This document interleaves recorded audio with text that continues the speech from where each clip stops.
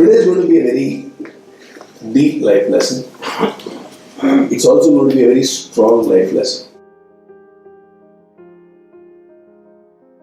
I'm going to read out to you a very funny exchange on this topic called death. Death is a little scary subject for most. I'm also going to read out to you what we have written in the current life school message. And I think the subject called death, grief, has come out very beautifully there. And then I'm going to speak to you about the guy whom I have recently discovered. And he's kind of mesmerized me with his life. Chances are very high none of us have ever heard about him. But I think you will hear more about him from me in the next few weeks. Definitely he's going to be a hero in one of the KM sessions this week. A friend of mine whose name is Rima Ahmed. Now, Rima stays in Agra.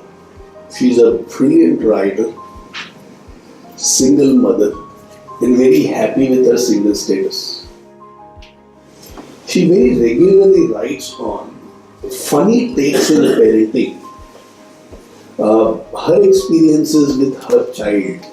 She has a son, a young son, who has hundreds of questions to ask. And based on these questions, what is the exchange which happens? What is the insights that she gets? Now, this is what she shares through her various blogs. Recently, Penguin Books has approached her to write something on parenting. And I'm sure that it will be a bestseller and something which anybody who's a genuine parent should read about. So I'm going to read out a little exchange between Rima and her son, whom she calls as Emu, and they are speaking about death. Emu: Amma, my friend Yuvraj says that science has found a way to freeze bodies alive so you can wake up hundreds of years later and live. What do you think about that? The child is asking the mother.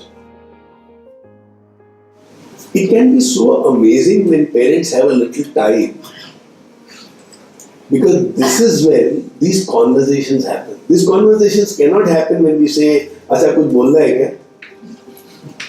Acha kuch chahiye kya?" In those moments we can't have these conversations. These conversations are when two of them are simply together, not doing anything, just hugging each other, just probably, caressing each other, or just doing some silly things with each other. This is when these conversations can happen.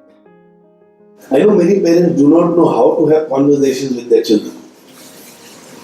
For them, questions are, "Sab theek hai? Kuch paise chahiye? Kuch chahiye to bol dena, theek hai?" And it lasts for about 20 seconds. But there are some parents who have kind of perfected the art of having conversation with children. And Rima is one of them. So look at how the conversation goes. Amma, my friend Yuvraj says that science has found a way to freeze bodies alive so you can wake up hundreds of years later and still live. What do you think about that? Imagine a child asking the mother, "So what do you think about this, huh?" Rima says, "I think nature takes its own course with life and death, and that's beautiful for me. To meddle with that is unnatural. What do you think about that?" She's asking you. He was saying, "I think it's okay to grow old and die without freezing your body. Because there will be a day when you are gone and I am gone, but we will still meet because we will be everywhere."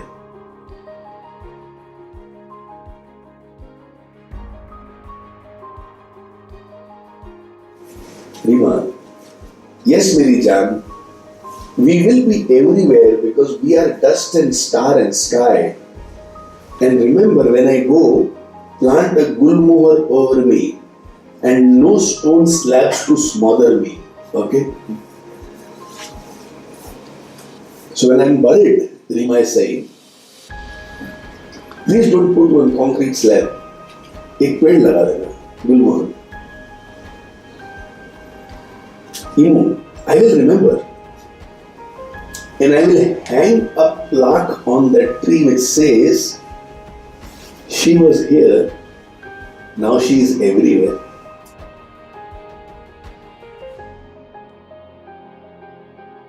He smiles and holds me closer. I feel like I have done one thing right in the sea of mistakes I waddle in. My child accepts death and is not afraid. He understands the circle of life. Isn't it amazing? So for Rima and Imu,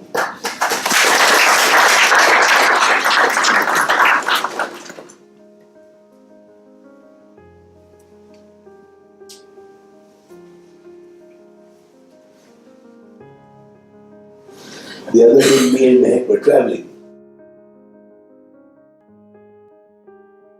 And a piece of music was coming through the stereo of the car.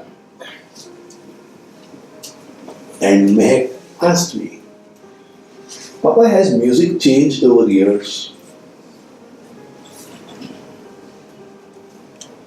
I asked her from what perspective. She said, music in the recent times sounds very fresh. Olden music sounds a little faded. So has music changed over the years? I know the kind of music she listens to. And every time she is moving her body as she is listening to a piece of music, I ask her, "Beta, kya hai? Mere ko bhi suna." She always hesitates. Then she gives one earphone and says, "Please ignore the lyrics."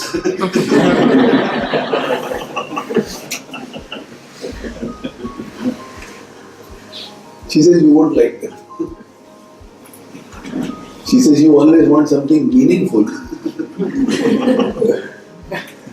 Meaningful nahi hai isme. I listen to it for the beats. Fair enough. So she's asking me, has music changed? I said, yeah. Earlier, the entire band would record together, the singer would record together. If one musician or singer makes one small mistake, everybody has to take it again. Nowadays, an instrument is recorded at a time. The vocals are recorded at a different time. And then everything is mixed together. So even if the singer makes a mistake, it's okay, only he has to replay it. Others don't have to go through the suffering. And you can record it in 25 different places and then everything can come together. Everybody does not have to come to a place. And then I said, nowadays you see a lot of new techniques, a lot of new sounds. And Indian music has been highly influenced by Western methods.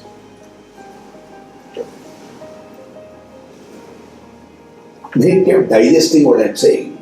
And then after some time, she asked me a question for which I have not been able to give her an answer. And I think children can ask such questions. Meg immediately asks, so why has India not been able to influence the rest of the world? Why we get influenced by others?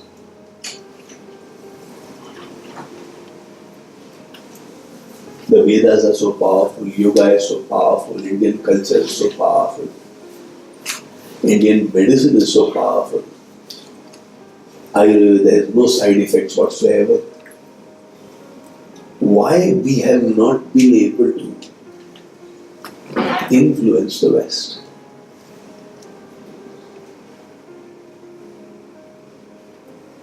And as I was thinking about taking today's life lesson, it occurred to me.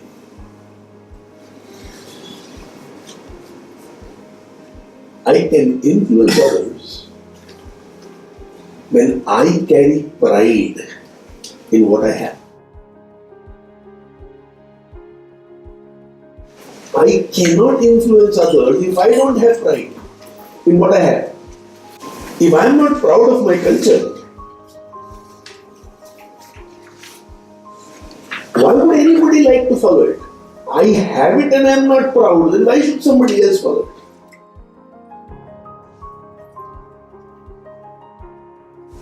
India was very proud of what it had for centuries. But somewhere around 1500, 1600, we started wanting to aping the world. And I think we lost a lot in those 300, 350 years.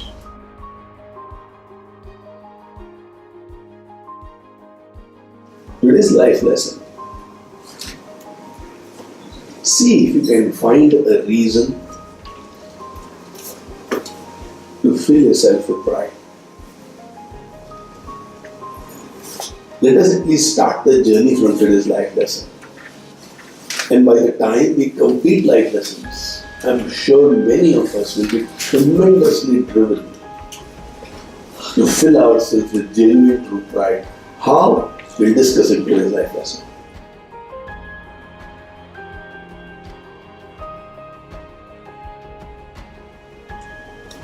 But before that, the life school message of last Tuesday.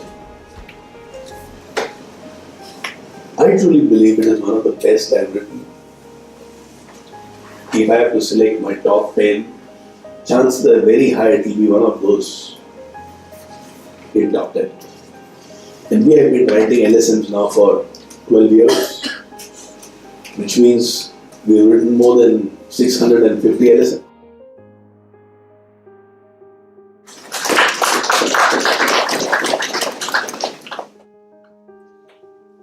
And this one, very, very, very probable, will be in the top 10.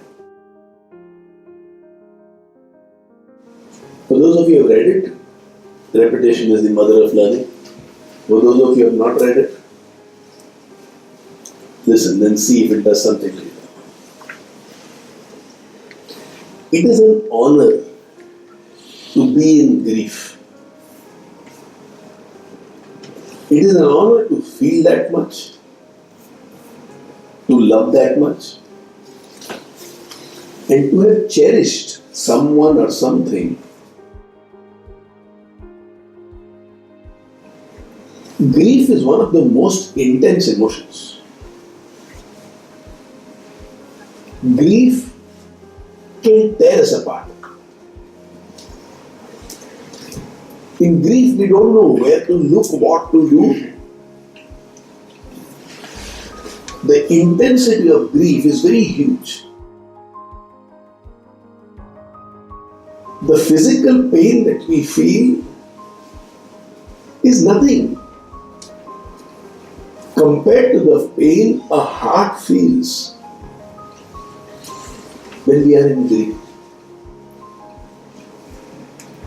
The more you have loved,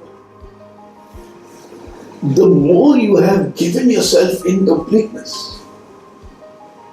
The more you had devotion to a person or to a cause, the more you trusted someone 100%, the greater are the chances of grief. Scared of grief, many people don't love completely. Scared of grief, many don't dream big. Scared of grief, we don't build relationships, we don't become close to people. Because the heart has that fear, what if tomorrow things don't turn out right? Will I be able to handle my grief?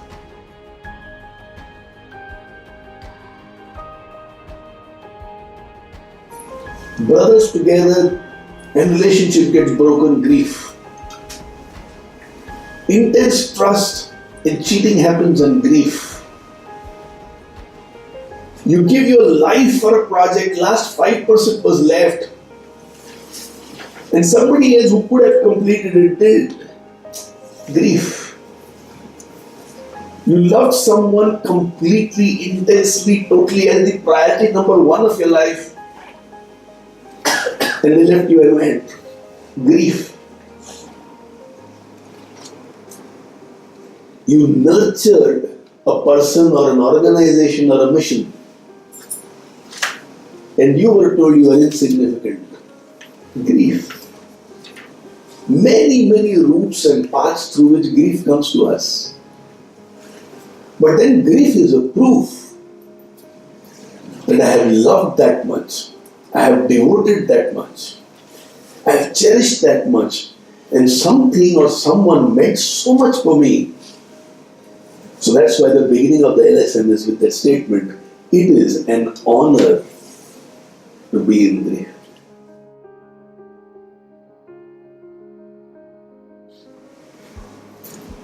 The conversation with grief must be like a conversation between a devotee and the divine. So if let's say grief and I am having a conversation, बहुत तकलीफ है. The conversation must be like one between a devotee and the divine. Arjuna is in grief that he has to kill all his relatives. And he has a conversation with Krishna. Grief, a conversation between a devotee and the divine. A hero can go through grief. But even when I am torn, my bhakti doesn't go anywhere. It's not like ये नहीं माना आज से मैं पूजा नहीं करेगा. Then grief stays with you. It doesn't go. It becomes anger. Doesn't go. It continues to punish you. Doesn't go. So that's why we say it's an honor to be in grief. And move on to the conversation with grief must be like a conversation between the devotee and the divine. It cannot be a conversation between a victim and a villain. Now most of the times, even if we have an iota of grief, the conversation is almost like I have been victimized. देखो मेरे साथ कितना गलत हुआ, उसने मेरे संग कितना गलत किया, वो उसने मेरे को समझा नहीं, उसने मेरे को सपोर्ट नहीं किया, वो मेरे साथ में खड़ा नहीं था, ये गलत हुआ. You know, I am a victim, I am a victim, I am a victim, I am a victim, I am a victim. Often when things don't go the way we want, the conversation we have is as if I am a victim and there is a villain out there. I cannot handle grief that way. That's why we extend the period of our misery, if not days and weeks, to months and years. सालों तक उस उदासी में और उस गुस्से में. And to overcome that is the solution in today's life lesson and in that lesson. Our darling friend Raj lost his darling wife, Lalita, to cancer a few weeks ago.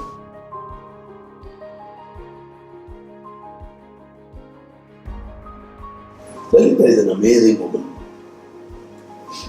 Very straight, very honest, very kind. We don't have too many people like her. When she passed away, I went to meet Raj. And as I hugged him, I only told him, moments like these are the tests of our spiritual understanding and spiritual depths. Every life lesson you have attended, every sacred space that you have done,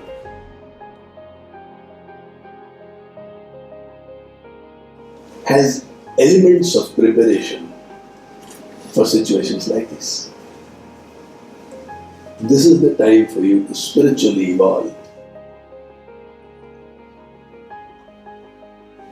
for yourself, for your children, and for your family.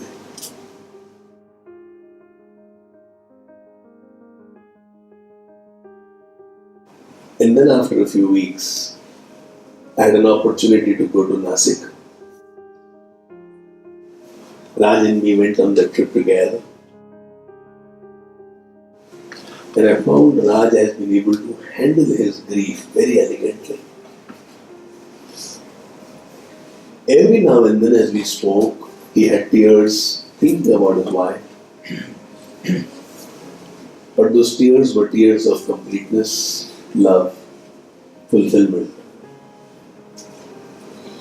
Tears of feeling blessed. He had a partner like that for many years. It was not tears of sadness, anger, today's much used and abused word depression. It was tears, which was very beautiful.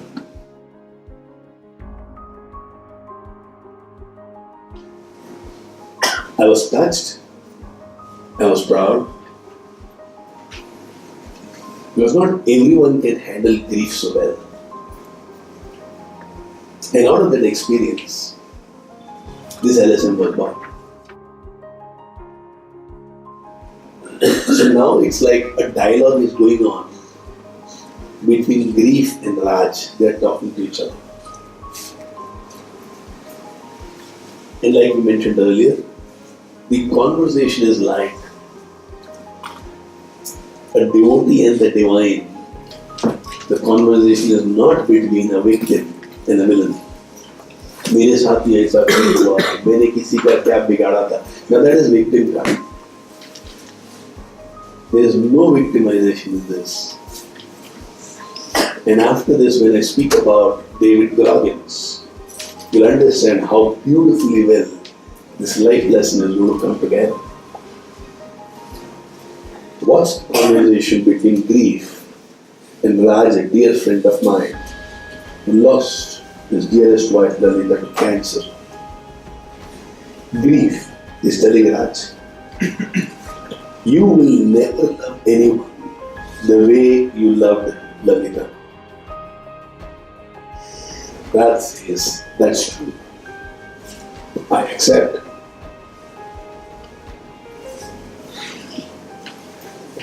Okay. Grief. You will never smell her fragrance again. Raj, through an avalanche of tears. It's tough. But I accept. You know, the work of grief is to remind you of everything that you have lost. That's grief's work. क्या नुकसान हुआ मालूम है तेरे को? That is the work of grief. But if I see grief as divine, and if I want to conquer it, go beyond it, and not stay there, how do I tackle it? That's what this conversation is all about. And I learned about this by watching Raj.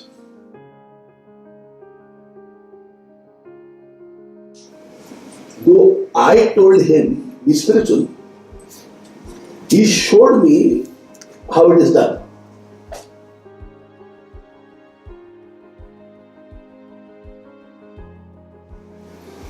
So grief says, you will never love anyone the way you love Lalita. And he says, yeah, that's true, I accept. You will never be able to smell her fragrance ever again.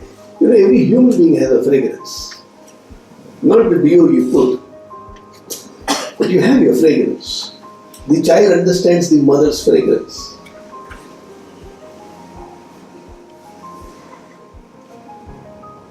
And a person who's kind, They have their fragrance. Grief says, she's gone and she will never come back. Raj, it breaks me, but I accept. Grief, you will never hear her laughter again. Raj, I miss it every moment, but I accept. Grief, seeing you surrender, I have no place over here. Allow me to leave. And grief leaves. To handle grief, we require surrender and we require acceptance. I accept. चलो कोई बात नहीं, हो गया, छोड़ दो. Not an issue. Let's look ahead. आगे बहुत कुछ है, जिंदगी में भी बहुत कुछ करना बाकी है. The more you accept, the easier it is for you to handle grief. The more you resist, grief says, this is where I want to stay. So to handle grief, I kept on saying, I accept. And that is what spiritual evolution is all about. It's not about knowing the entire scriptures, it's not about praying regularly, it's not about going for pilgrimages, but it's about my ability to accept whatever life gives to me as a gift and looking forward to what is possible. Ability to accept whatever life gives to me and looking forward to whatever is possible. Not whatever is impossible. It's impossible to meet Lalli again. It's impossible to smell her again. It's impossible to listen to her laughter again. The more I think about what is impossible, the more I am in pain, the more I am in grief. The more I look at what else is possible, grief says, then I have no place over here. Please allow me to leave. Raj, eyes closed, hands clutched in prayers, says, I don't know where her soul is now. I do not know if she is already reborn. Come on. What I know is that I will love her forever. What I pray is, wherever she may she be very, very peaceful. Raj feels a void that cannot be filled, but he has accepted. Raj feels alone, yet her presence is always with him. After all, love is forever. Grief happens. Grief is bigger than you and me when it happens. We can never be prepared enough for grief. If you have loved, there will be grief. Grief has one striking similarity with love. When one grows in love, they have as little power over themselves as much they have when they are in grief. You know, both love and grief completely take over you. That's one similarity between love and grief. Grief is a hugely intense experience. However, grief is not the weakness of the mind. Grief is the strength of love. So when grief happens, just allow it to come. And once it has settled, play acceptance. You want to run away from grief, you will not love, you will not live, you will not be intense, you won't think big, you won't dream, you won't take risks.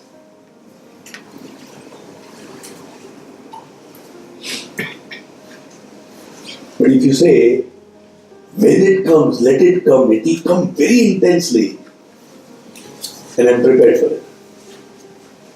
Even after you say it, you won't be ever enough prepared because it's going to be very intense. But when it happens, there's the acceptance.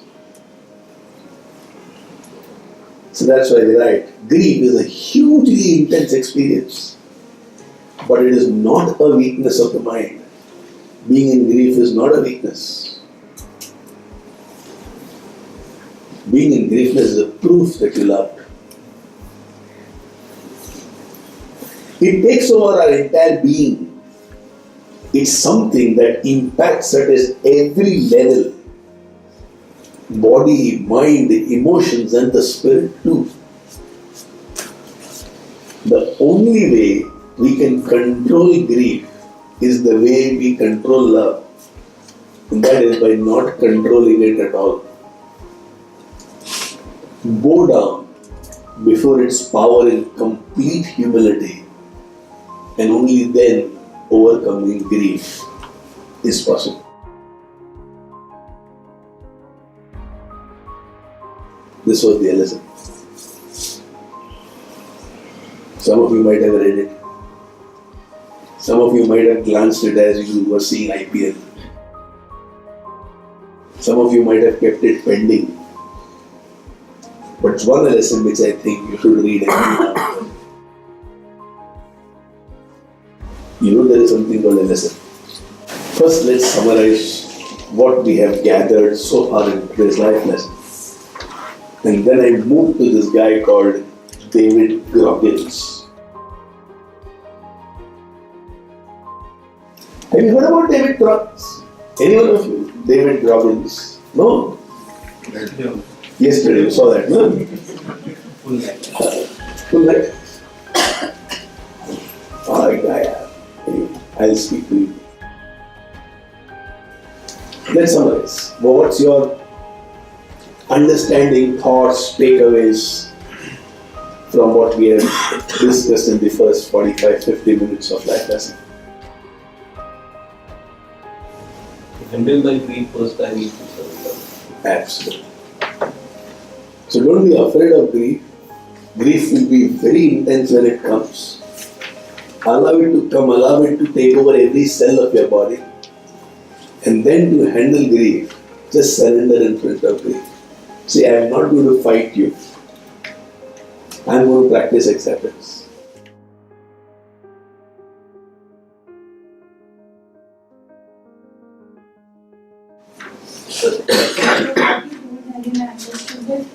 Accepting and surrendering to my grief is not a weakness. See, I am preparing to be stronger. Absolutely. Absolutely. So grief is not weakness. And bowing down in front of grief is also not weakness. Why am I so sad or why am I having such intense grief is not weakness. Because it was so deep, your love, it had to be grief. So it's okay. Don't fight grief. You will never win. You can never win by fighting grief. You can only win by accepting grief. Anil? Depth of grief, दुख कितना ही होगा, जितना प्यार किया उतना जल्दी होगा. जितने प्यार, जितने सपने, जितनी मेहनत, जितना कमिटमेंट, जितना ज़्यादा होगा, उतना ज़्यादा होगा. अगर जिंदगी में कुछ करना है तो वो सब जरूरी है. The depth of love, depth of commitment, depth of intensity, उसके बिना तो कुछ लाइफ में कर ही नहीं पाएंगे ना. So scared of grief, sometimes we give up on our own life, which should not happen. Just like love, grief can take over completely. Completely. Just like love, grief can also give you strength. Absolutely. Absolutely. Have you found that, Jay? That's right. Expect. What? No, I mean, how you are understanding love so well?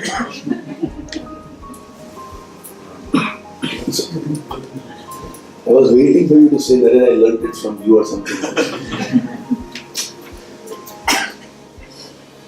Spiritual practice or evolution helps to overcome intense emotion of grief. Let grief happen, let it settle down, practice acceptance, drop resistance, I will become strong. Yes. And love once again.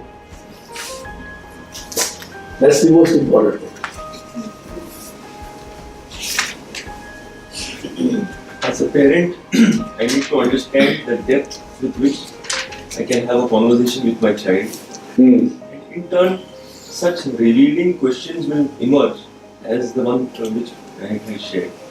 So I have to become alert and aware the way I respond to my child. Yeah. And in turn, it will reflect back with questions and answers. Yeah. And it's also so beautifully depicted by Rima Ahmed and her son.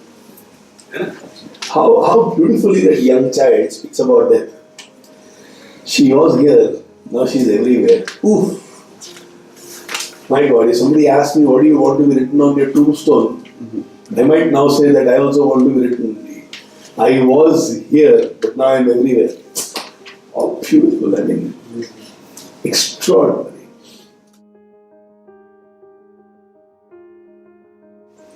So let's move into David Goggins. Are you guys ready for some exciting stuff? ये थोड़ा serious हो गया, हाँ? ये थोड़ा ज़्यादा सबको शांत करने वाला हो गया. Grief, बापरे, love, बापरे, मजा आएगा. Okay, let me show you a picture. This is not my picture, okay? Can you see this picture? Yes. Little. Okay.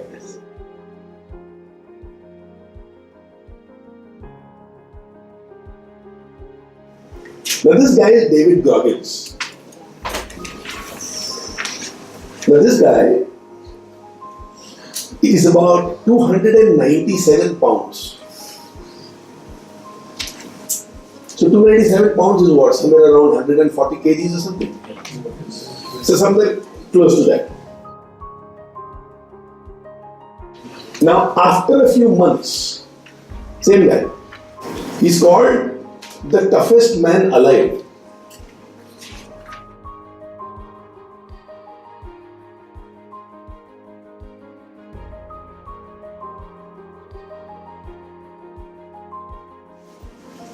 Amir, I'm thinking of starting the juvenile session with these photographs.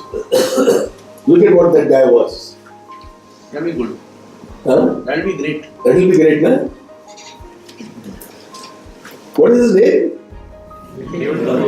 David Goggins. Today is one of those rare life lessons where I'll be using my laptop throughout. Because David Goggins is yesterday's discovery. And my full yesterday was only with David Goggins. Half a chance I got at home, I was with David Goggins. Extraordinary. Now let me read out certain things about his life. And as I read out, every now and then I'll take a little pause and move into my understanding and my insights. And let's see where this life lesson goes. For David Goggins, childhood was a nightmare.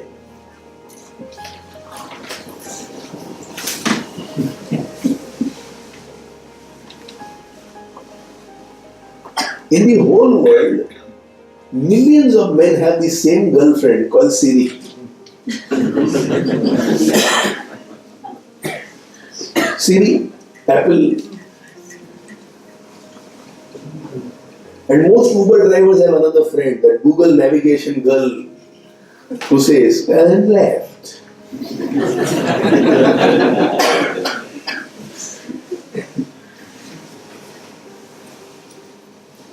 David Goggins, childhood was a nightmare. Poverty, prejudice, and physical abuse colored his entire childhood. Very, very poor. Mother had 3 jobs. And even then she couldn't earn enough. A very abusive father who will beat David almost every day. Now that is David's childhood. Black in color. So abused because he was black. But through self-discipline, mental toughness and hard work, David transformed himself from a depressed, overweight young man with no future into a US Armed Forces icon and one of the world's top endurance athletes. He used to weigh 297 pounds at his heaviest, and he dropped to 191 pounds in less than 6 months.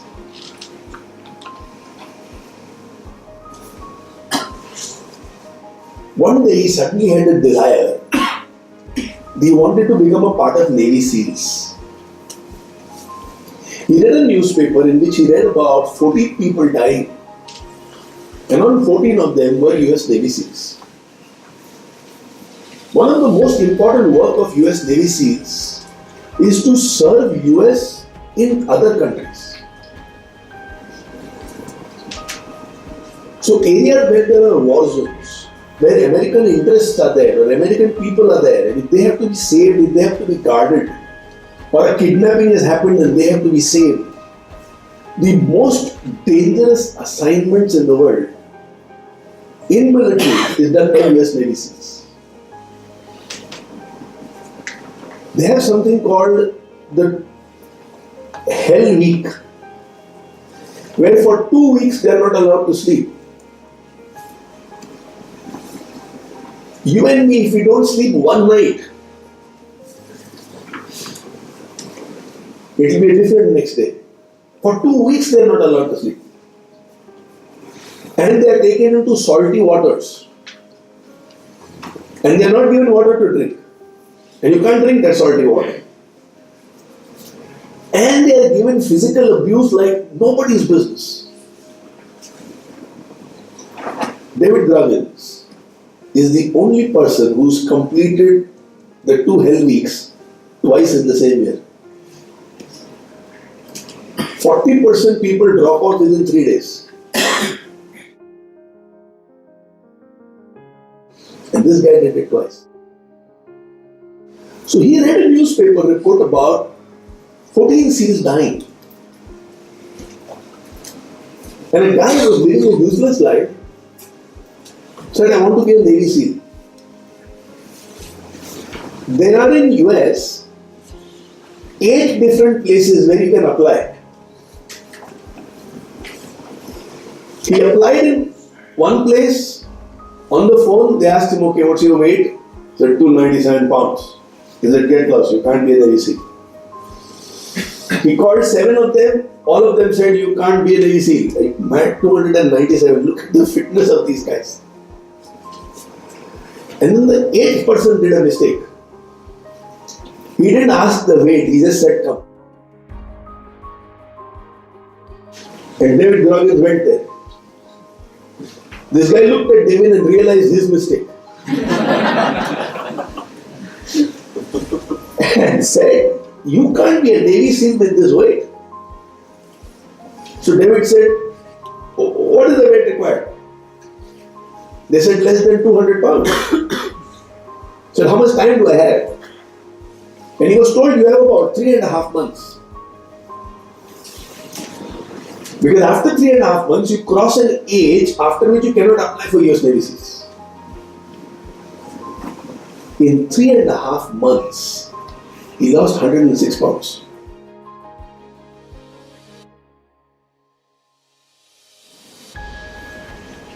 He said, I resigned from my job. I hit the gym. I was walking 1 inch at a time. First day they told me to jog 5 miles. I jogged 1/4 of a mile, saw one bench, and slept there for 6 hours. Because quarter mile के बाद में मैं इतना थक गया कि I slept on the bench for 6 hours. That was the beginning of my fitness. That was my fitness status. Because I didn't give up. I was only at the gym. Exercising. And in 3.5 months, became 191 pounds. The only man in the history to complete the elite training as a Navy SEAL, as an Army Ranger, and the Air Force Tactical Air Commander. In the history of US, there is nobody who has been able to complete all three. He is not the best guy, he is the only guy to complete all three.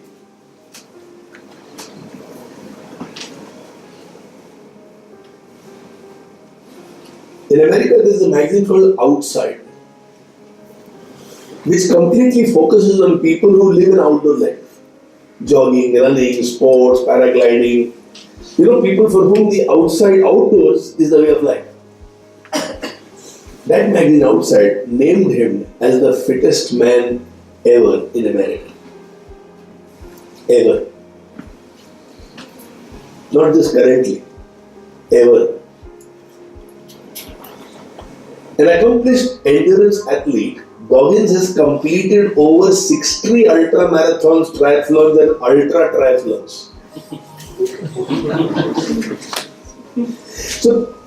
So there is a race called Dead Water Race, which is a race over 24 hours. And in 24 hours, you are supposed to run about 207 miles, which is about 340 kilometers in 24 hours.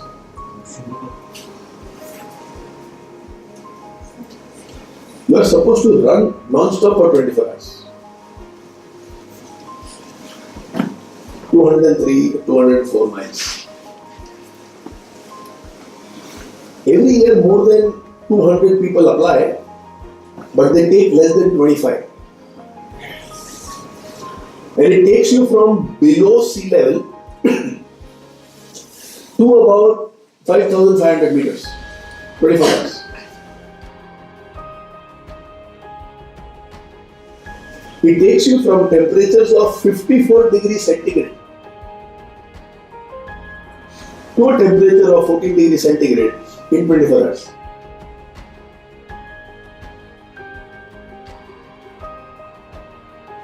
He won that race.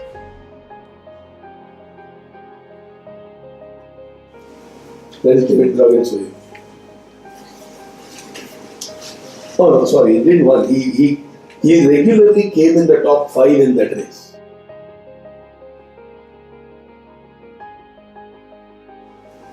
A few years ago, he set the Guinness Book of World Record for the number of pull-ups. You know what's a pull-up? You hang from a bar and pull your body up. What is the number you can do? I can do 1.5. I can do 1. In the second I think and I give up. 1.5. Anyone of you, Teja? I did when I was small. When you were small. Okay, that's an interesting. Any one of you fit people? Ritesh? 15. Oh, brilliant. 20, 25. 10. David set a world record of 4,030 pull-ups in 17 hours. Which means about 4 pull-ups every minute for 17 hours. ऐसा कुछ हो रहा है अंदर. He's a fit guy. This record was later on beaten, and today the world record is 4,321 pull-ups in 24 hours. But nobody has been able to beat his 17-hour record. 4,000 pull-ups in 17 hours, nobody has been able to do. David is the only guy. He has written a book called Can't Hurt Me. Not available in India. So if any one of you is traveling to US or any friend returning from US, I request you to request them to buy one book for me. If anybody is coming in the next 2, 3, 4 days, Can't Hurt Me.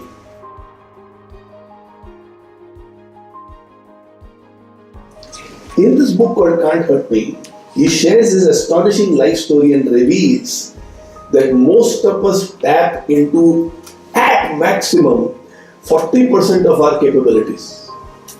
Goggins calls it his 40% rule. And his story illuminates a path that anyone can follow to push past pain, demolish fear, and reach their full potential. David was once asked, what drives David? So what David does is, he's created a foundation called the Special Operations Warrior Foundation, where any military personnel, especially the Navy SEALs, when they expire, their children's education is completely taken care by him. Completely. कितना पढ़ाई करने के करो? Says the nation owes the SEALs at least this much. कि बच्चों की पढ़ाई का चिंता मत करो. So what drives David? All the awards, medals, accolades, and magazine articles mean nothing to David. That's not why he does what he does. Although David has raised a lot of money and in turn donated lots of money to the Special Operations Warrior Foundation, the recognition that he gets is not what excites him at all. He says, I'm not trying to be number one in anything in the world. He is not interested in how many races he's run. He doesn't keep track of the miles that he has crossed. He has no scoreboard in his life. He said, I don't like to keep scores. I like to think about ahead. कल क्या करना है? कल क्या किया था छोड़ो ना. Instead, what drives David is all about achieving his personal best and pushing himself well past his comfort zone. So David was saying in an interview that I want to be fitter at 60 than what I was at 30. He said, when I'm 60, I should not say when I was 30 years old. He says, why should I be weaker at 60 than what I was at 30? When I am at 60, I should be the benchmark for people who are 30 years old.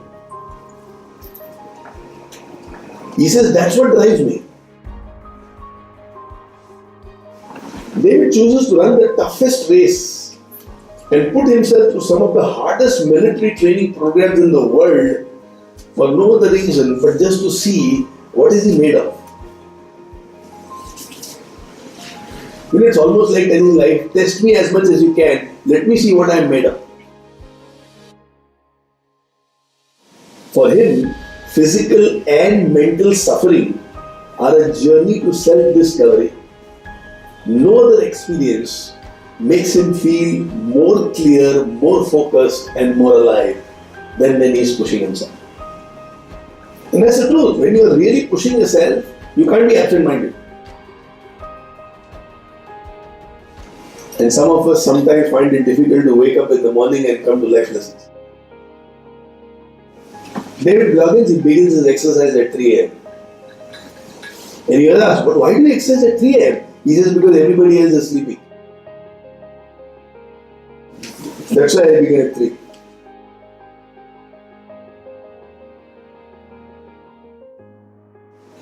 David Goggins believes in going beyond limits. Now a little more about David Goggins, and I will now share with you about some of his quotes or some of his sayings which has really mesmerized me. Before David Goggins becomes this fit David Goggins, when he was 297, what was his life? He had a job.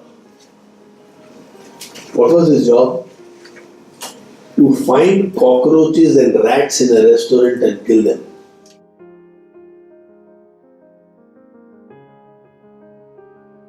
He was working in an area where there are a lot of rats and cockroaches. Restaurant. So his job every night was to catch all the cockroaches possible, catch all the rats possible, take them out and kill them. That was the life of David Goggins.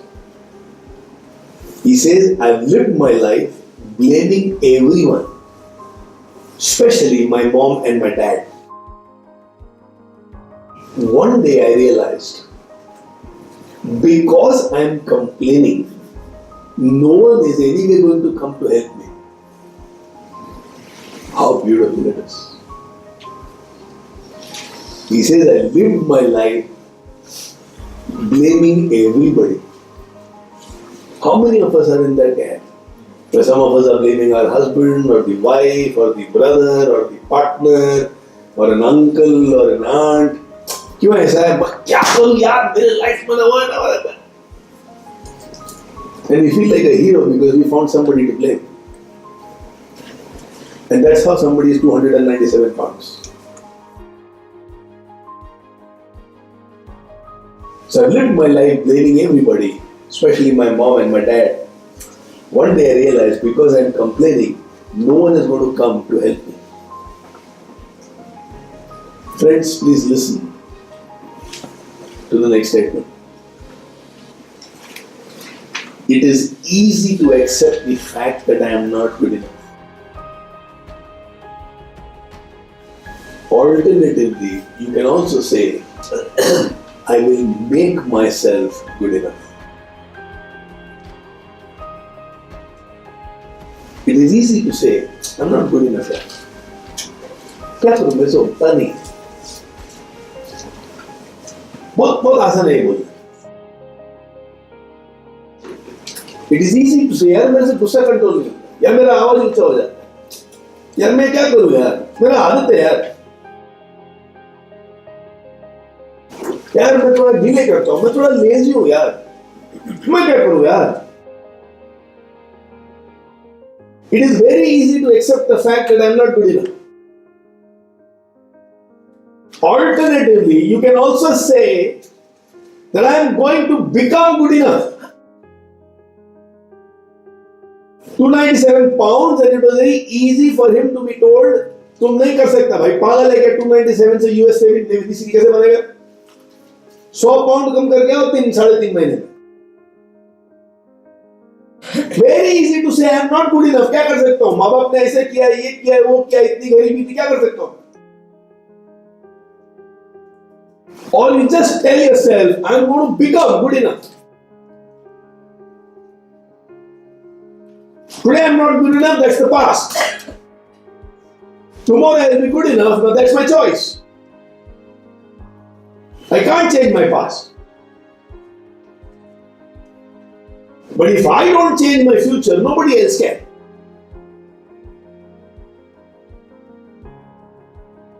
It is very easy to say, I am not good enough. Alternatively, you can say, I will be good enough. Outstanding.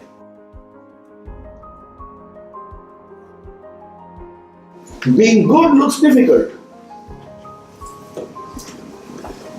But can you honestly say, I want to be proud of myself?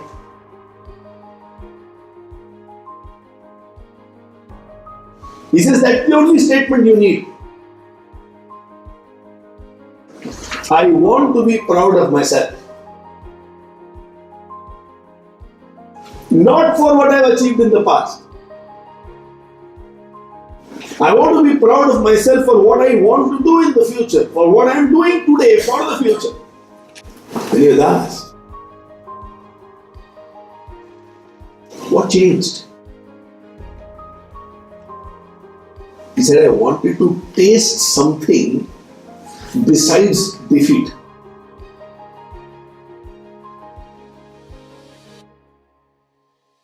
सात लोगों ने मना कर दिया, आठवें ने भी बोला नहीं होगा, सौ कम कर. I didn't want to taste defeat. Suddenly I didn't want to taste defeat anymore. I wanted to taste some things besides defeat. ये रोज क्या हार मानने का?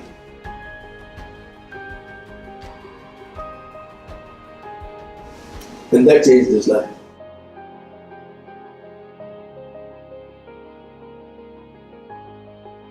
He then goes on to say, self-discipline is everything, and it's all on you.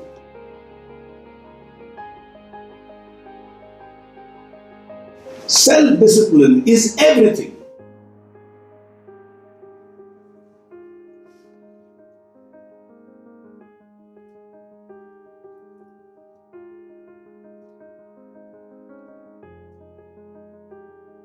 And I think that's very deep. Self-discipline is everything. And it's all on you. And then he goes on to say, we count on people too much. We seek and need too much help. And we want that without self-discipline.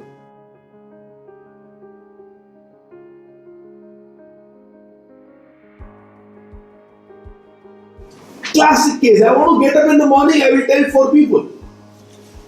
Hey, subah uthana na, subah uthana na. You will count on other people without self-discipline. How far will it take you?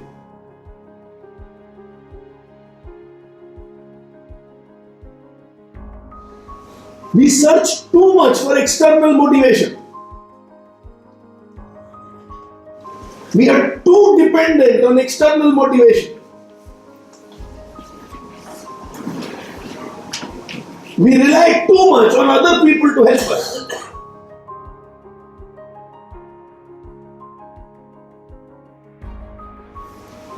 Too much dependence on others without self-discipline. The issue is not about don't take help.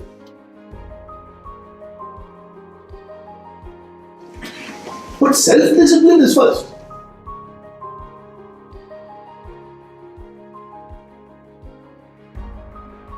So if Vipul has self-discipline and then he goes to take help, miracles will happen. Self-discipline नहीं है, लेकिन बार बार 10 लोगों से help मांगते हैं. How will we create what we can?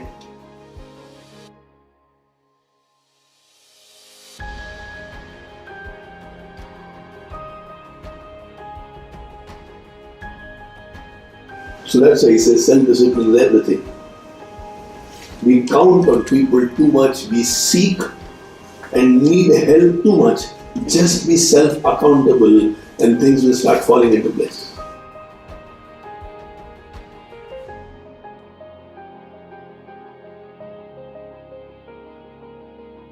He goes on to say, I am not the best in anything. I do not have any talent. I am not special. I am driven.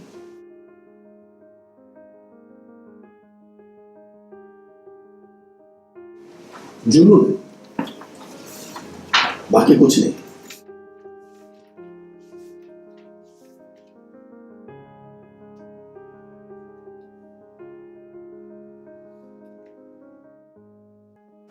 So I'm not gifted, I'm not special, I'm not the best, but I'm driven.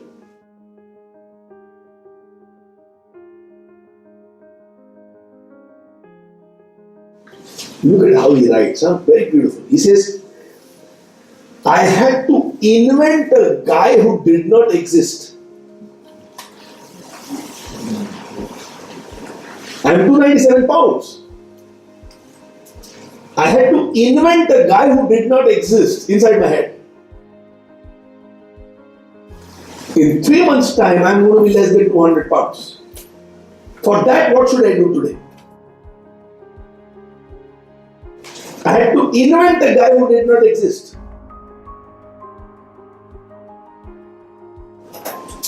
And I had to invent a guy who is happy to suffer, to thrive. Happy to suffer, to thrive. Not suffer for the sake of suffering, but suffering which will help me to become better. Thrive means really do well. Doing well, better word than doing well is to thrive. So if any kind of suffering makes me a better person, I invented that person who loves to suffer. ना कोई दिक्कत नहीं है, कितना तकलीफ आने दो, क्योंकि इससे मैं बेटर बनने वाला है.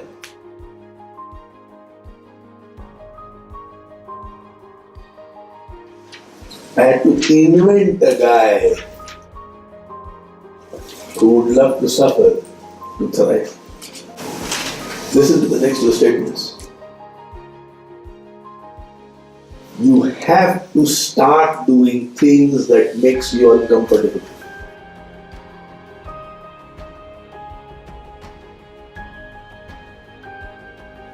You have to start doing things that makes you uncomfortable. And then he says something which is so true, so brilliant. I mean, only on the basis of personal experience can somebody say these things. He says, nothing can stand in front of anything which is relentless.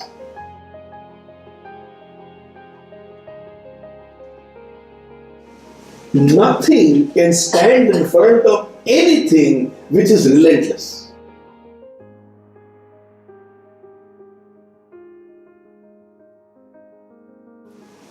वो बहुत जल्दी छोड़ देते, relentless, छोड़ने का नहीं.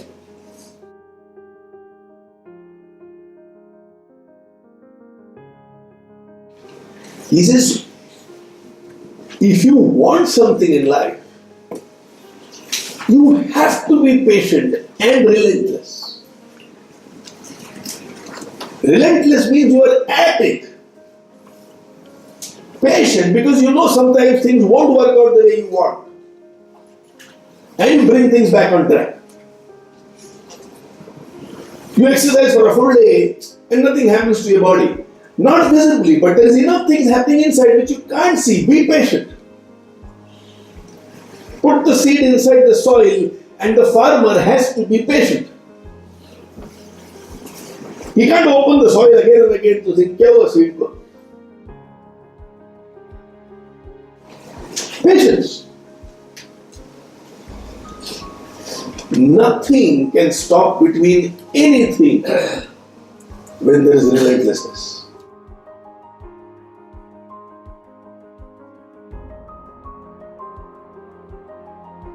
That's why most people become great not overnight, but 20 years of work has happened before they became successful overnight.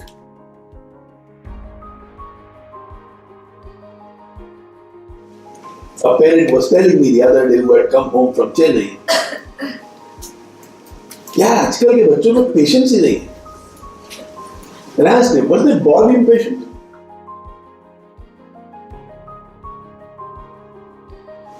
Your child is not eating food, you put him in front of the TV. He's bored for 10 minutes and you put him in one activity.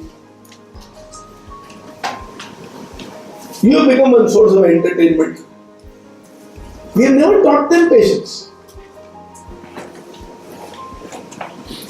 We taught them everything can be done instantaneously.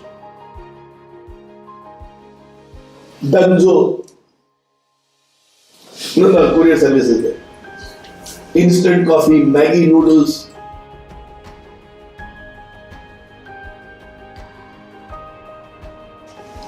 Patience in it. If nothing else is there, distraction.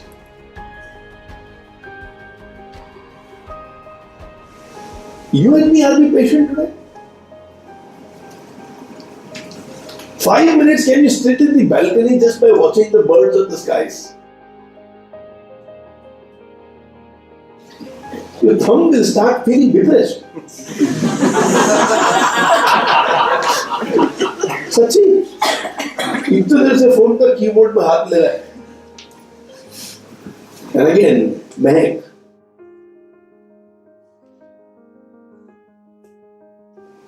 I make this mistake of traveling with her sometimes. So other day, me and Mahek were coming from home and we were in an auto. Now, the moment we sit in the auto, my first work is to check the phone. 8:50, 8:55 in the morning to find out whose birthday is there today so that I can start wishing them. She looks at me and God bless her, she has a sweet voice.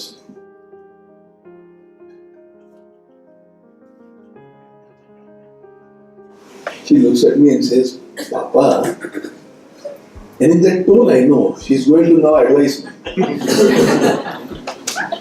She says, हाँ बेटा. Says, will it be okay if the entire auto ride you just be?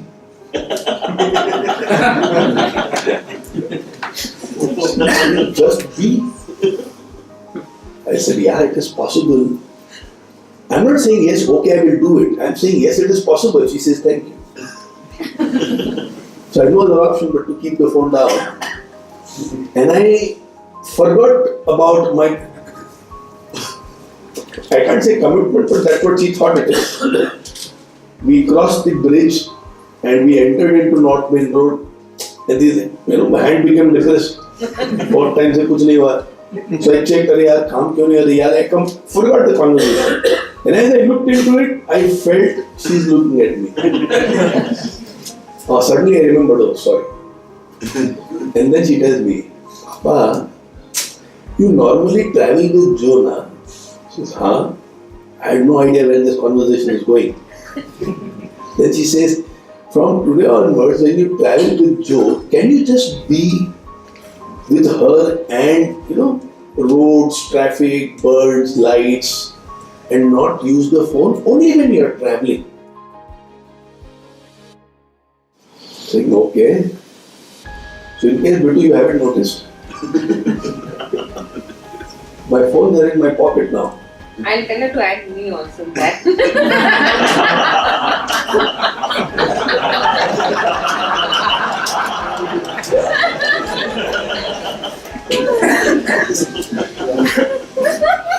I add all of you and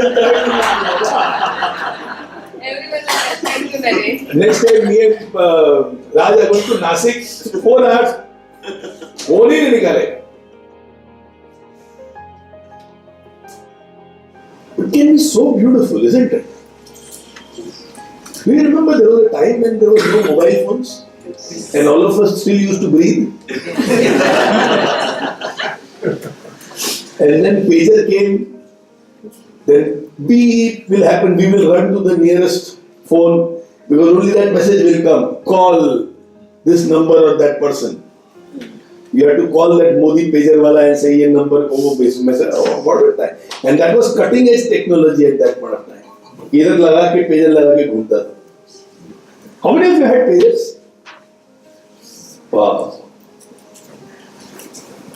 Kahan gaya wo time? So he says, nothing wants to stand in front of anything if you are relentless.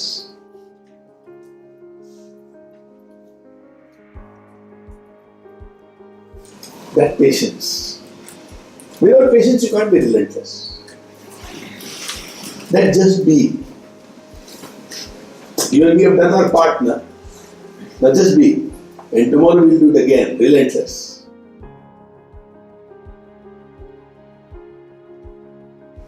I was hearing a speech by Ajit Doval.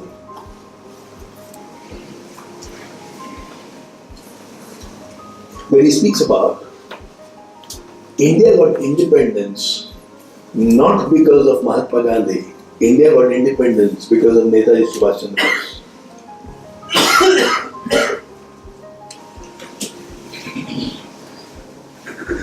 When Attlee, the Prime Minister of Great Britain, after World War II, was asked, why are you in a hurry to give India independence? He said, look at the history of the world and you will find India is doing something which has been repeated 1,000 times in history. What? He said, every time in history, foreign powers have ruled another country by using their people. So if Germany occupies, let's say, Italy for some time, it is not millions of Germans who will come and rule Italy. It will be a handful of Germans, but with Italians who will not rule over Italy. So the way to rule has always been through local people, and it has never been to millions of people of the occupied powers. And he said throughout history, every time military of that country starts revolting, that country cannot be controlled anymore.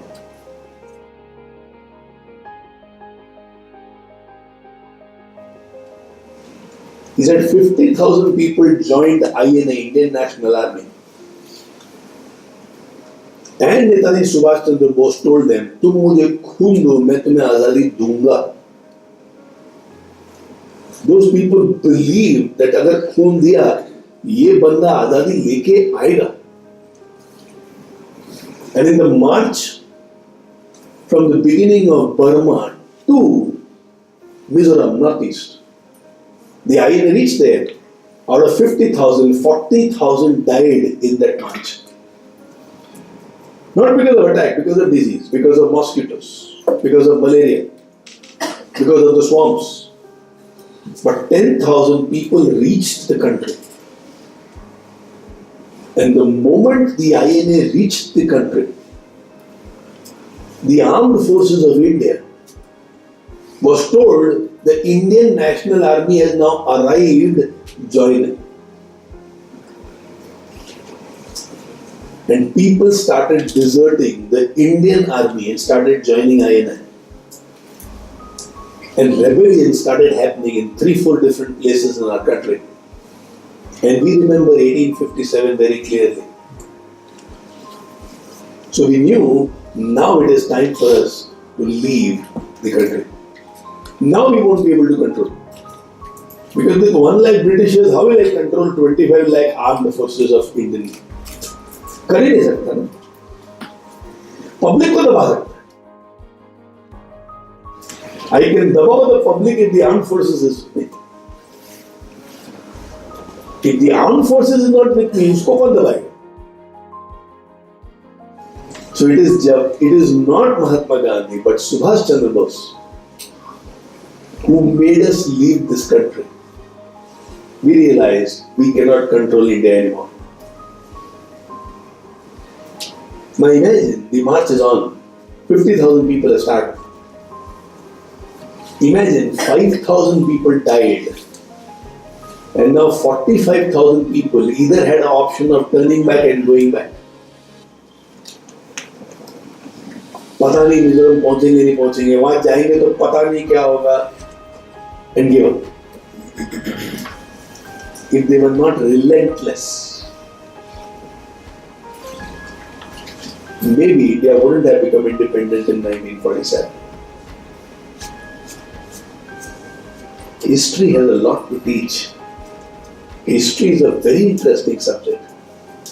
History is not just dates, but it speaks so much about strategy, technique, qualities, leadership, vision.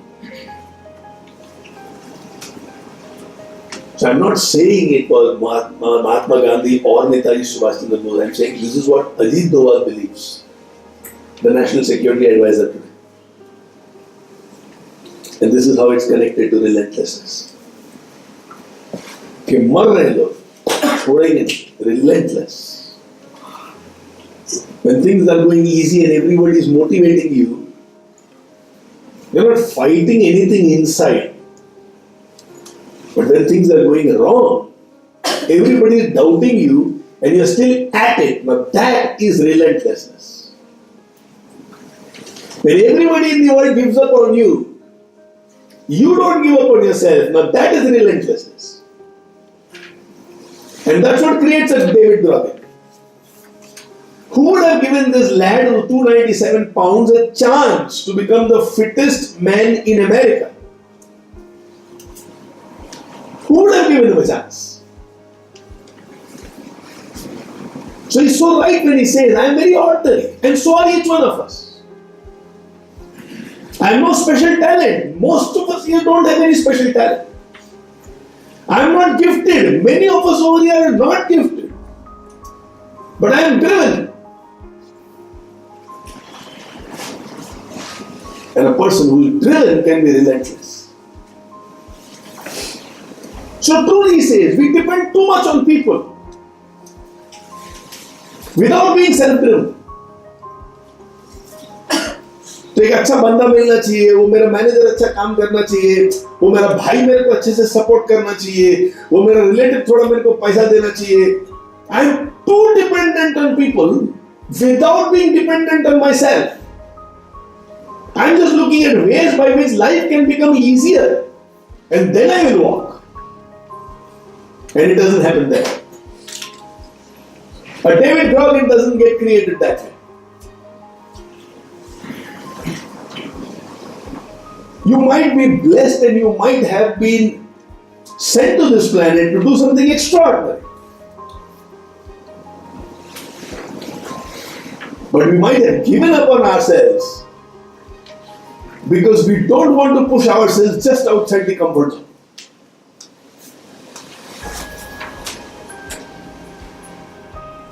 Slept late last night. Around 1. Normally I wake up at 5:30, 5:35 on days of life lessons. But decided to wake up at 4:30 and do my meditation for 1 hour. Normally on Sundays I don't meditate at home. I meditate for a few minutes in life lessons. And I asked myself, why Sunday not meditating? Oh, you have to wake it up a little early, so have high standards. Why do you want to give excuse? I slept at 1. So those buggers don't sleep for 2 weeks in hell week. I still had enough hours to sleep.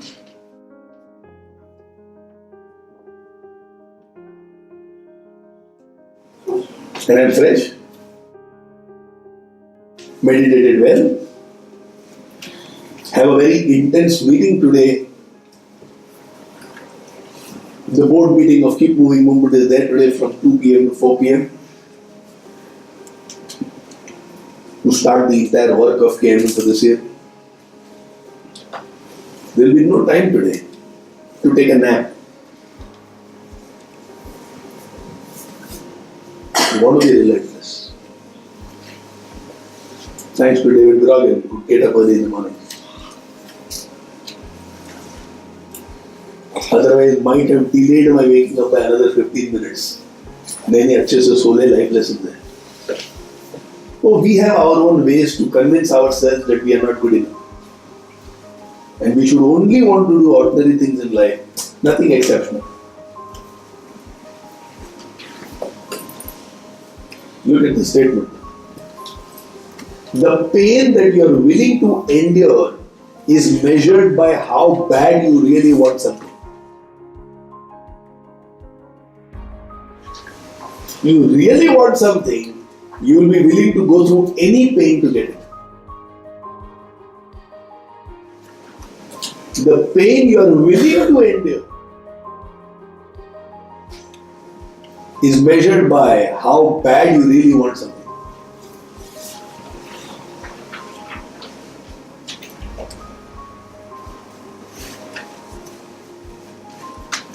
you want to keep growing in life consistently, you will find a way to come to life lessons. You don't want to grow, there will be one day one relative, one day there will be one customer, one day there will be a bacha who's not slept the night, one day your car will not have hair, something will happen. So what is the pain you are willing to endure? Very beautiful question.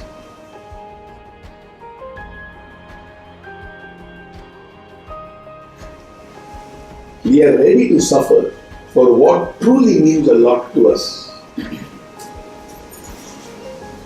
And there we always find a little more strength. For our kids, we are willing to suffer, right?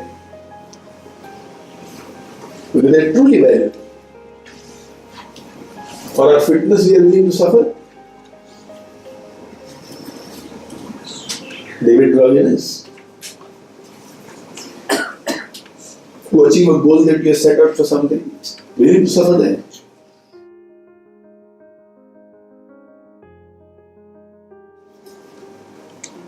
Look at this.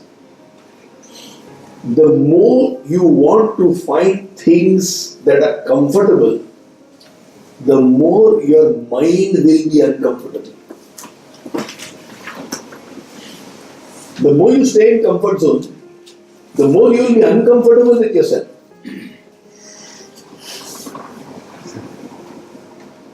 And that's when you become very touchy, very sensitive. किसी ने कुछ बोल दिया तो लगता है अपने को अटैक कर रहा है. Ego becomes very high. The more you want to live in your comfort, the more your mind will be uncomfortable.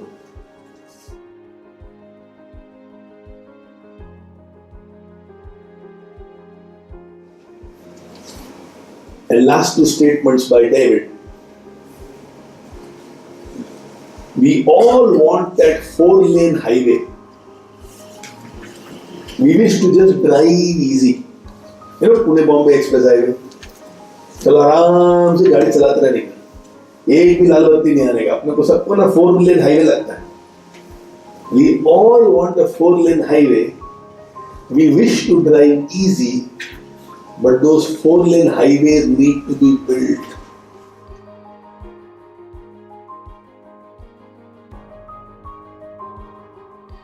तेरे लिए कौन बनाएगा? It needs to be built. You wish to drive on the 4-lane highway. It's absolutely beautiful wish, but be ready to build it. So today the guy is invited all over the world to speak. He has a life of a lot of respect. Today his life is a 4-lane highway. It is a 4-lane highway. But it had to be built.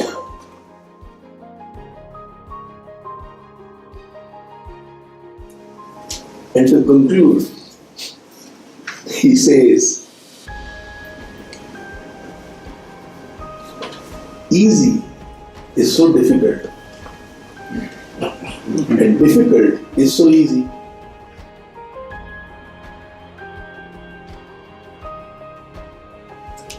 Easy is so difficult.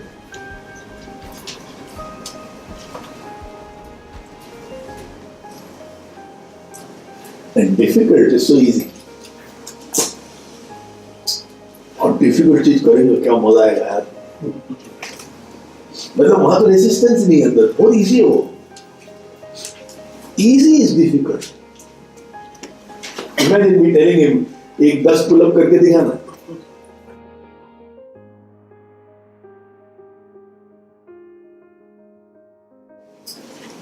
इससे मजा ही नहीं आएगा life में. Easy is difficult. Difficult is easy. That is David Goggins for you. Interesting, no? Yes. For David Goggins.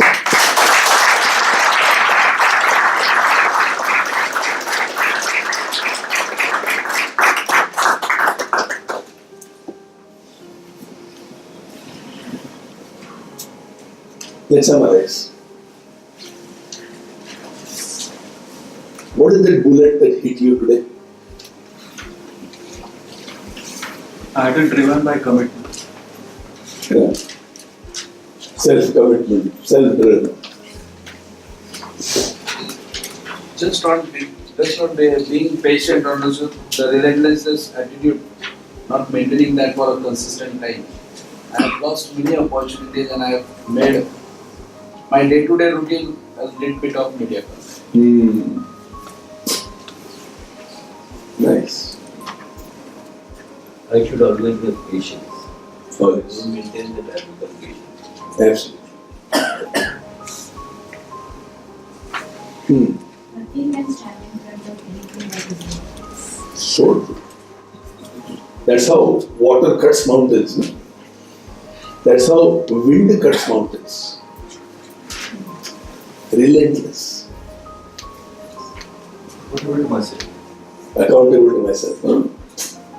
Nothing like that. One of the most powerful things on this planet. To invent a guy who does not exist. Yeah? What a brilliant thing, no? Don't say this to many people. They might think kuch to ho gaya isko. He's hallucinating nowadays. But yeah, if you understand what it means, it's so brilliant. Invent a guy who did not exist. David Buchanan did not exist. I invented that guy. What power is there in that? I'm going to invent that person who does not exist. I'm Narendra courage me. I'm going to invent the most courageous me. Oof. Too much. Not to count on other people, be self-driven. Absolutely. And be self-reliant. Be self-driven. We depend too much on people, and therefore, it's so convenient to play the blame game. Life में क्यों ठीक नहीं है, क्या क्यों नहीं कर रहा है, क्या करने का ना वो सुनता ही नहीं है. That's our favorite sport, and most of us are champions in that. I will become good enough. I will become good enough. The easy way to accept defeat and say I am not good enough. How about saying I will be good enough? Very beautiful. Self-discipline is everything. Self-discipline is everything. That's the key to a great life, isn't it? Self-discipline. Do things that make you uncomfortable. Don't Do things that make you uncomfortable. do things that makes one uncomfortable, isn't it? I want to be proud of myself. I want to be strong Proud myself. about myself. Absolutely. Proud myself. I want to be proud of myself. Absolutely. I should be driven, relentless, ready to walk on painful path, with self-confidence, and to say difficult things is so easy. Yeah. What a beautiful thing. Now, all of us, let's do one thing. Make one statement for yourself that you're going to hold on to forever based on whatever you have learned today. If you haven't done that for yourself, do it now. Make one statement for yourself. Like Teja just said, difficult will be easy. आज से life में कोई भी difficult चीज आए ना, सबसे पहले तो स्माइल करनी. हाँ, मजा है. 4,000 pull-ups, क्या मजा आने वाला है. Was it today's life lesson very nice? Will you do something with this? Okay, first questions first. Will you come next Sunday? और ये मैं घर में थोड़ा लेट के आराम से मैं लाइव में देख लेगा. Mega?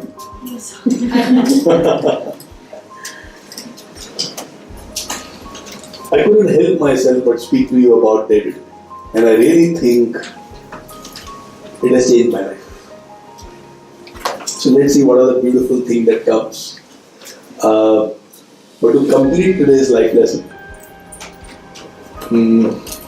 one, Tejaswi Alike's son has achieved something very beautiful in UK. So she just shared some detail with me, which I will read it out to you. Looks like our kids are doing well in their life, which means we have done something well in our life. So she shared this with me. Would love to share this news with you. My son Amog has been nominated for the Best Student of the Year category last month by South Wales University in his first year of graduation course for football coaching and competence. So, if you go to UK, where it's a football crazy country, more football, less of cricket, but it's more football crazy country, there is something called football scouts.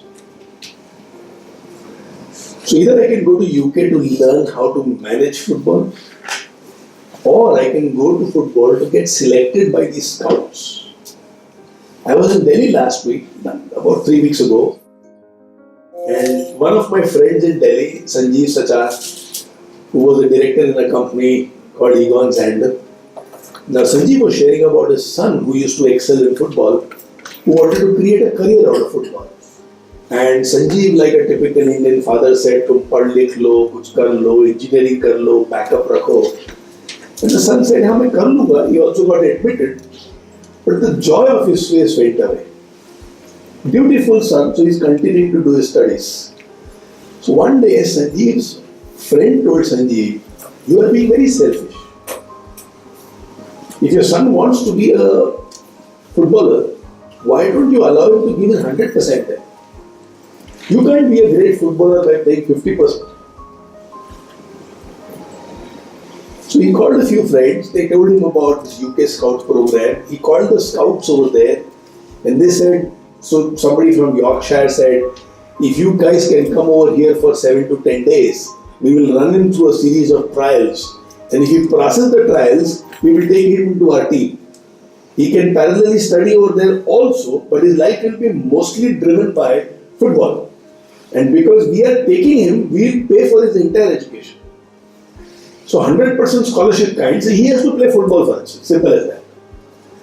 So they went there, they stayed there for about 2 weeks. And the scouts loved what Sanjeev Sachar's son was capable of. He got admitted into the college. He went on to play professional football there. And right now he's one of the key pillars of ISL, that Indian League for Football, which is going on. So, some parents have this forward-looking ability where they don't want to go the traditional route and say that तुमको engineering करना है या IAS officer बनना है या chartered accountancy बनना है, and half-heartedly say अच्छा ठीक है तुम करते रहो आर्ट से डांस करते रहो लेकिन वो संडे करते. So there are some who have this. Teja would have experienced many children like that. No, and parents like that also. So that's why I was so glad when she wrote to me saying that my child has gone there to do a course on football coaching and performance. So that is really worthy of appreciation. So to you and your entire family, well done.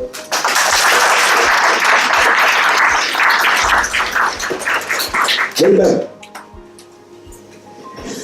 And then what she shares is, he was among the top 3 among 400 students of different streams. He organized one of the biggest football events that has ever happened in the university for under 7 years and under 11 and under 7. And he is the only international student to win the award at that ceremony. So congratulations, both of you. And maybe a lesson in case anybody has a child who's talented or is willing to give himself completely to another profession, encourage the child. And along with the child, please encourage yourself. Let's do something really monumental in our life.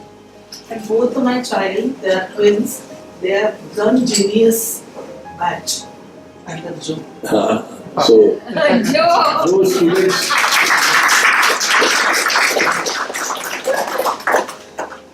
So I was telling Joe yesterday, the next generation seems to be coming. There was a time when my students will go to Genius, now Genius students are coming to do the course. So the circle is getting completed. Thank you, Teja, for coming. Thank you, dear, for coming. Love you all and have a great week.